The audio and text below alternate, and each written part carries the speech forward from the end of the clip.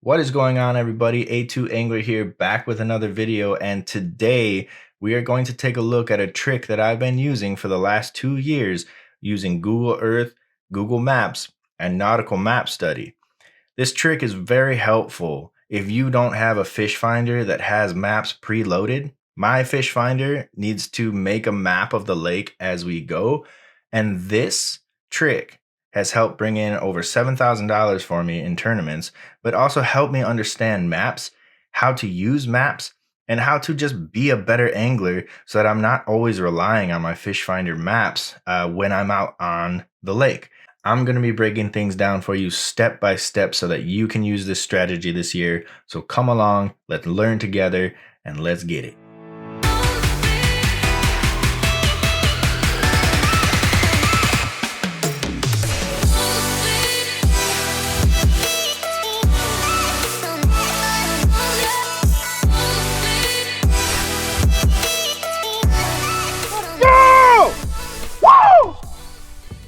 So the first thing we're going to do is find a lake.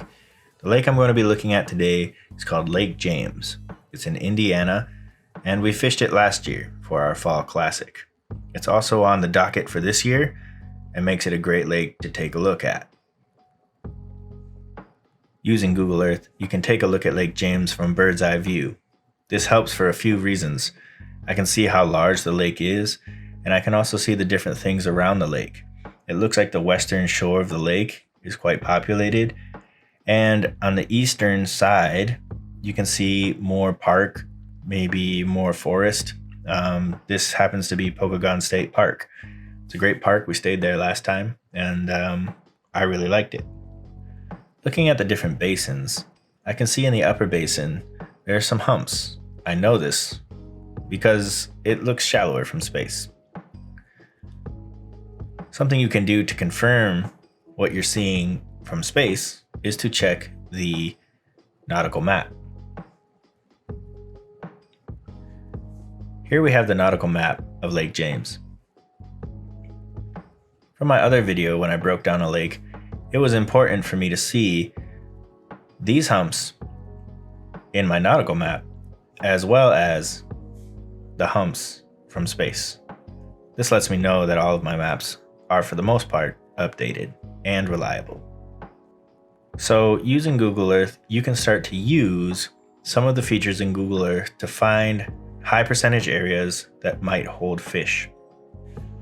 Some of the most useful features in Google Earth come when you open the Places tab. In your Places, you can create different folders. Right-click and add a folder. This will bring up a new window, and you can title it the name of the lake. I also like to put the date so that I can remember and differentiate if I ever want to take a look at this lake again. Now that you've created the folder, you can make sure that it's highlighted. And something you can do, for example, is create a new marker.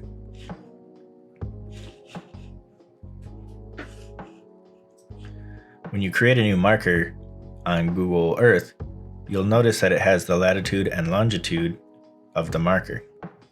You can also name the marker. For example, we can place the marker above this hump, and you might title it Hump 1. When you click OK, you'll notice that it saves it in your folder for Lake James.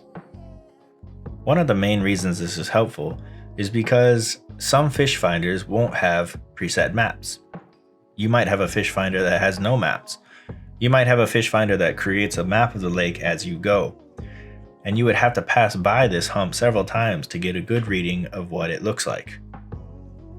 Using your nautical map and your depth chart, you can confirm if this is a space that you want to fish or not. For example, the hump that I just highlighted in Google Earth has some very interesting drop-offs next to it. It has a long tapering drop-off to the right side, or the eastern side, and on the west side there's a longer ledge. When I look from space, it's harder to see this. Another trick I like to use is the timeline. This will change the picture that I'm viewing depending on the time of year the picture was taken.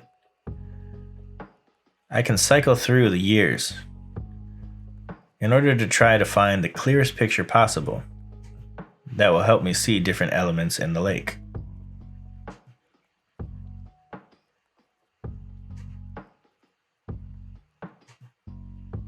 As you go back in time, the pictures don't get as great, but sometimes they can show you historical elements of the lake that you'll want to keep in mind. For example, this sandbar has existed since 2003 and beyond, meaning that present-day bass might use this sandbar and the areas around it as reliable cover and structure. When we look at this same sandbar on the nautical chart, we can see there's a nice cut of deep water that surrounds it, as well as another hump. This area might be interesting to explore, but it can be hard when you don't have a map on your fish finder. So what can you do? Something I like to do is open my marker, and I will mark the end of the sandbar.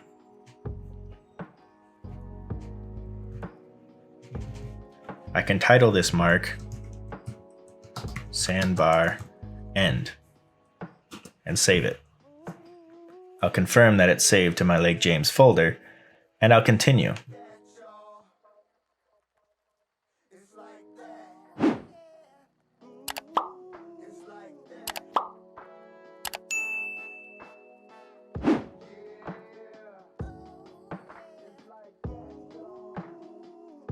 Essentially what we've done is we've created waypoints in Google Earth that you're going to save to Google Maps. In order to get these points into a Google Map, right-click your folder and click Save Place As. Remember to title it something appropriate and tell your computer where to save it. It's very important that you're going to want to have it as a KML. Click Save. Once your map has been saved to your desktop and you've created the file, you'll want to open Google My Maps and get started. You can see here I have several maps that I've already started. Click Create New Map.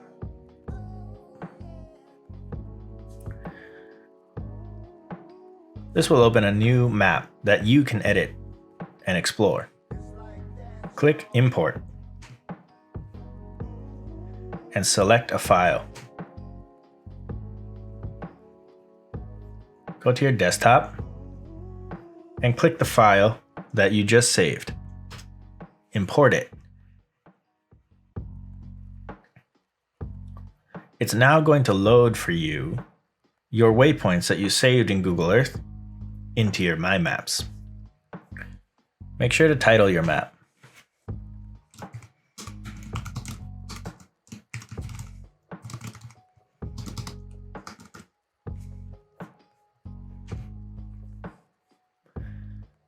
Now comes the fun part. I'm using my iPad, but you can also do this on your iPhone. Open Google Maps, make sure that you're signed in. Open the sidebar and click Your Places. Scroll over to Maps, and you'll see the lake that you just created, or the file or the map that you just created. When you click on it, you'll also see the waypoints that you saved from Google Earth. And you'll see that they are resting on the sandbar that we identified. The cool part about this now is when you are navigating the lake, it will show you where you are located on this map and if you're close to one of your waypoints or not.